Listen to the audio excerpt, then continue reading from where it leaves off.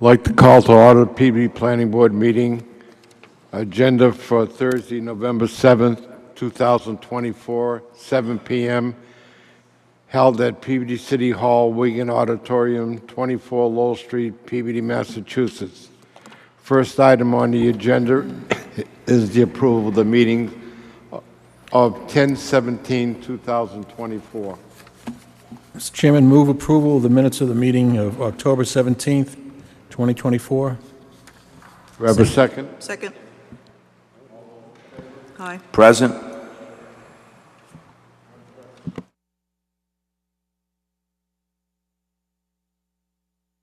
Next item on the agenda is site building permit plan for 15 Newbury Street, map 88, lot 6. He's got. Mr. Chairman, I spoke with today Chris York from GPI Engineering, who is the engineer on this project. We're still awaiting back a final peer review on water. We've been trying to get this from the peer reviewer for quite a bit of time now. I actually spoke with both Chris and the third-party peer review engineering firm today.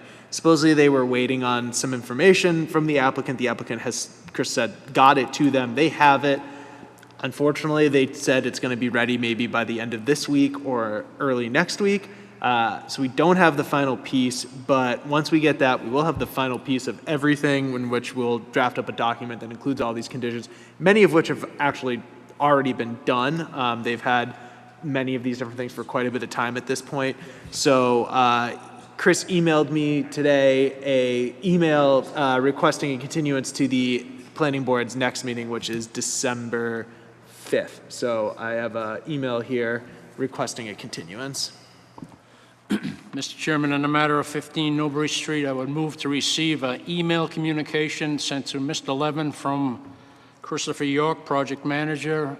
The time on the email is November 7th, 11:18 a.m., and it's got a city stamp of November 7th, 11:24.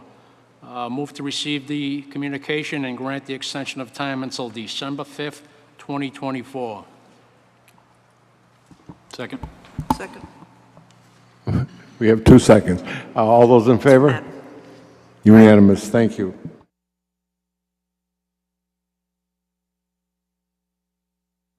Next item on the agenda is submitted by Attorney John Kelty on October 17, 2024, for 128 Newbury Street. Thank you, Mr. Chairman. I'm John Kelty, attorney, 40 Lowell Street, Peabody, Massachusetts, appearing on behalf of the applicant this evening for what we consider a minor modification. Do we have any of the plans on? Yeah. We have an access driveway which had been approved as part of a 40B and approved with respect to permits issued for other uses on this land, and the driveway extends from adjacent to the Honeydew and then moves westerly and cuts in front of the future storage facilities, and then accesses the 40B in the back, which is owned by Trammell Crow. The plan that you have in front of you in the lower right-hand side depicts a stormwater management system that is going to be located, is at that time to be located to the left or south side of the driveway.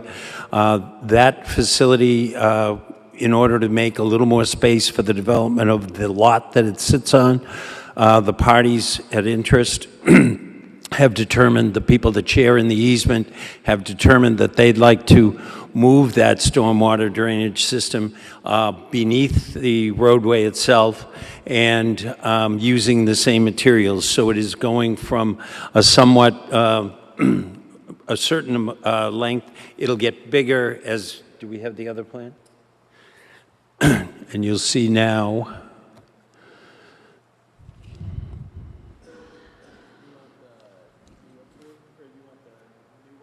Yeah. That's me. Hi, Mom.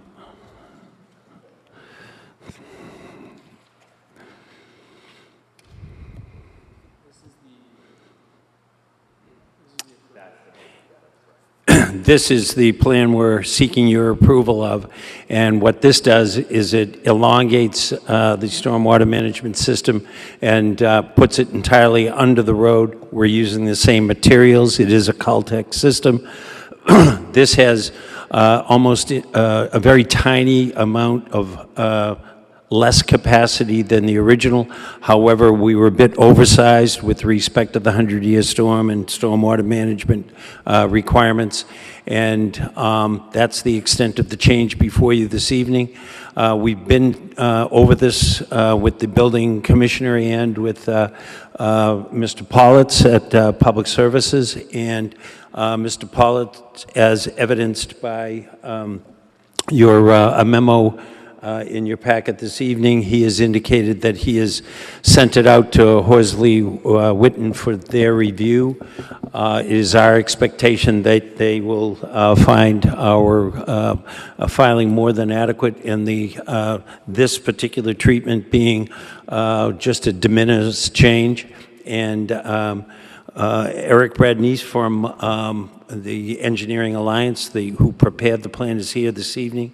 We're happy to answer any questions. We would ask that the board consider a conditional approval, and that condition being that we would comply with any recommendation of the Horsley Witten Group, in as much as this is such a non-quantum change that we cannot expect that they would require anything, but perhaps we missed a valve or some such thing. So we're happy to have a condition that we comply with any recommendation they make. And as I suggested, Engineering Alliance is here this evening if you have questions. Mr. Chairman, I have a memo from this morning from Mr. Politz in regards to this request. This would be considered laid out of the board. This is the one that Attorney Kelty just mentioned. This is just Mr. Politz acknowledging that he has received this request. He has sent it out for peer review at the moment.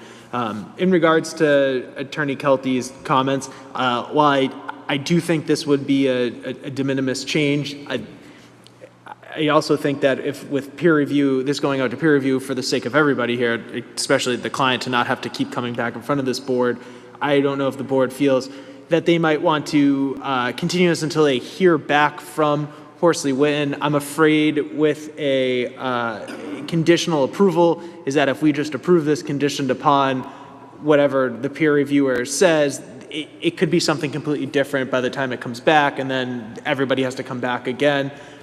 So I just wanted the board to be aware of that issue. Mr. Politz, I don't believe has fully reviewed it yet. I asked him questions about it, and he said it's going out to peer review, and he doesn't have any comments on it at the moment. Any questions from the board? Yes. Hi, through the chair. Maybe to the engineer, Mr. Attorney Kelty. So on drawing C5, it shows a. So there's a like 2, 4, 6. There's like a 16-bay building, right? Oh, yeah. There's a 16-bay building right here. Yeah, that sounds correct. Okay. Well, right above the 16-bay building, is that more infiltration there? Yes, up at the top of the plan. That has not changed since the previously approved. So that was always there? That is correct. Okay. So, because it doesn't appear to be on other sheets, that's why I asked, because it's the only one I see it on is this one. Yeah, so the sheets that were submitted for this modification were actually just, it was sheet C3, I believe, and then the detail sheet. The reason being, so everything that you see relative to the storage facility on the storage facility site has not changed from the previous approval of this project. Okay. The only thing that has changed is down at the access driveway, the stormwater system that Attorney Kelty had mentioned. And again, it's really just relocating that off of the property outside of the access driveway and moving it into the access driveway. And then again, as Attorney Kelty mentioned, the dimensions changed a little bit. It got a little bit longer and a little less wide. But, yeah, but one never got built. There's not like there's one there now. No, and no, gets it has not been removed. built. That is correct, yeah. Okay. It's not removing anything. This is a change before anything has actually been built there. But is the one that you're talking about tonight along the roadway, is that for infiltration for the circle storage? So you No, that is actually relative, so that is relative to the roadway for stormwater. Okay, understood. And I suspect you guys know where the pollution plume is, and this isn't on top of it? Yes, that is correct. Yes, we've excavated test pits in that area to ensure that we're away from any of that. Okay. Yeah, so, you know, I'm not a geologist, but you're pushing water into the soil, right? Correct. Which everybody wants that to happen to recharge the groundwater, right? But doesn't it go in train with the pollution and help move that pollution along?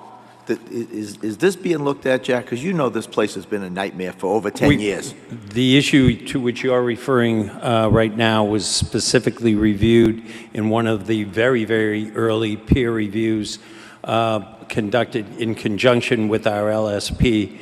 And one of the very early locations of stormwater management, we were going to actually create a ponding area, and that was not permissible, but an enclosed unit such as this with the infiltration, that is approvable and has been reviewed by our LSP and the peer reviewers. So this location is fine in conjunction with the 21E issue presented out there. Okay. And did I hear at a previous meeting, not the last meeting, but some number of previous meetings ago, that this pollution is starting to clean up a bit? The monitoring wells have indicated that in the last 9 or so months, there has been a surprising and discernible indication that pollution levels are lowering. Thank you. Any other questions from the board? For the engineer, please, you mentioned reduced capacity. Could you touch on that, please? Yes, so the previous system, although the actual volume is a little bit smaller in the system has still been designed. We've submitted the stormwater calculations. It shows that this system is fully capable of holding and infiltrating a 100-year storm. The previous system was specified as corrugated metal pipe, perforated corrugated metal pipe, and this new system is, they're Caltech chambers. It's still like a subsurface, chamber underneath, wrapped in filter fabric and stone. So the capacity of it is still capable of infiltrating that 100-year storm, so where you have no concerns of any issues with that.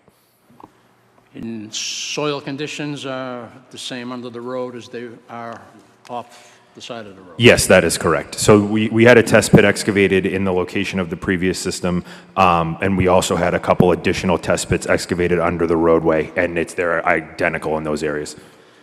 And lastly, the depth that, between the top of your structure and the surface of the road, how much burden would be on top of that? So I believe we have them at the minimum requirement for H20 loading. So for standard typical vehicle traffic, I believe it's 18 inches below grade. That's all? I would have thought it was more. All right, thank you.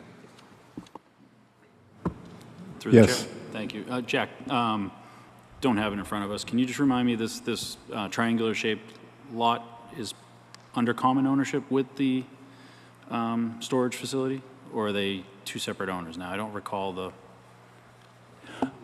There are 3 owners in this instance. There is the owner of the parcel of land, Atlas Auto LLC. They own the parcel that the tank is located adjacent to. And then there is a further owner, which is in a party that shares in the easement is the Trammell Crow project in the back. And then there is, so there's Ralph Caruso, the Vinnie Sensorilli, and South Pike's out. So I think there are now the three owners, Trammell Crow, Ralph Caruso, and this owner, which is, he bought 3 parcels. And so the easement is only the actual roadway itself? Yes. And is there any issue with putting a structure like this in the easement? This isn't the No. type of structure that shouldn't be built in? By these parties, and it's not an existing easement. It's one created and modified by these But they're by parties. different owner, they're different owners, right, of these different lots? But only recently, and that owner, the newest owner, is in on this. They're the ones who wanted us to move the tank. Okay. This isn't the type of structure that shouldn't be constructed in an easement for future Correct. access? There's no prohibition. Okay. Yes. Less so a question and more just a comment, but given that this has gone out for peer review, just in terms of moving the tank, while it does seem relatively minor, just for everybody here, I would feel more comfortable waiting for peer review. Any other questions from the board? At this time, I'd accept the recommendation or a motion. How soon will the peer review be complete? The suggestion to one of the entities today by Will Politz was he thought it might be 2 weeks. My concern is whether we're going to order the new materials. We're going to order the Caltech system. I don't think there'll be there's no engineering reason that would compel you to say you got to go back to the corrugated pipe and our capacity. So we will, at our risk, take the initiative to order the tanks so that at least they're here as the weather changes and we can get them in. Hopefully, we'll be able to have our peer review when you meet the next meeting, and that would kind of close that out. I'll just say to the planning board is that I'm looking at this plan.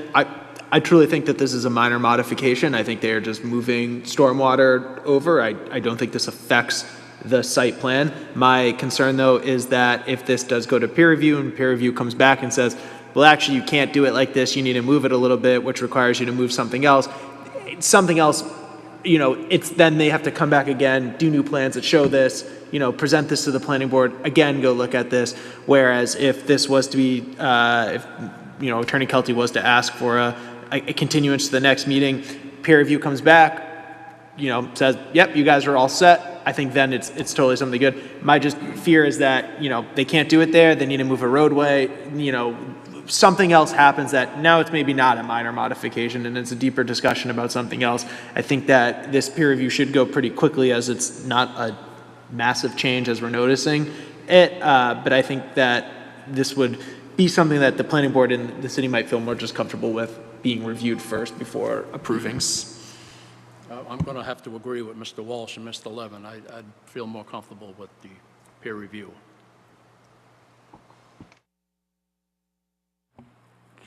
Jack, you,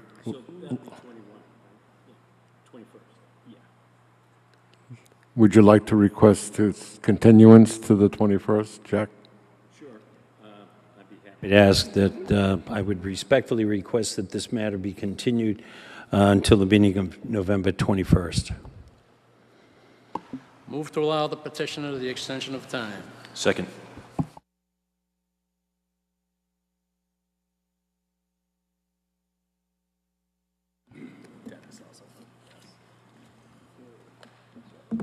Next item on the agenda is regional notices.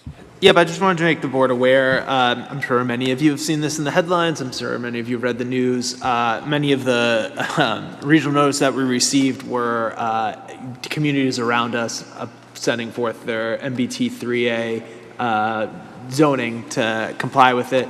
Mostly of note would be Danvers in Linfield, were the most recent public hearings that we received, that they are going for their zoning 3A. I would tell you that in the coming meetings, we will probably be having a public hearing in regards to our zoning proposal for 3A. If you've been following along with the Peabody City Council, Kurt has been going in front of the City Council, working with them on coming up with how we would comply, or how we would work with our zoning and our zoning map to comply with MBT 3A.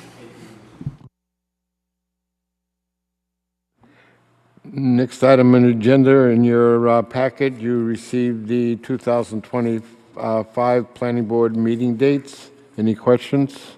I just wanted to point out that there is an anomaly, I can't speak this evening, there's an anomaly in there in that the holiday of Juneteenth falls on our second June meeting. We're not going to meet on Juneteenth, so there is only one meeting as of right now in June and July. I would just have to say that if we have a massive schedule, I don't think we're going to probably have a big schedule in the summer, but let's just say we have a ton of things on our hand and we really need things to get done. We always run the opportunity to hold a special meeting if we so needed. Any other matters properly before the board? Move to adjourn. Just actually, right before we do that, Take it back. no questions on the dates, though. Everybody has looked at them. We're good. I always forget. Do we do a motion to approve the dates? No. No. I didn't think so. Move to adjourn. Again, thank you all.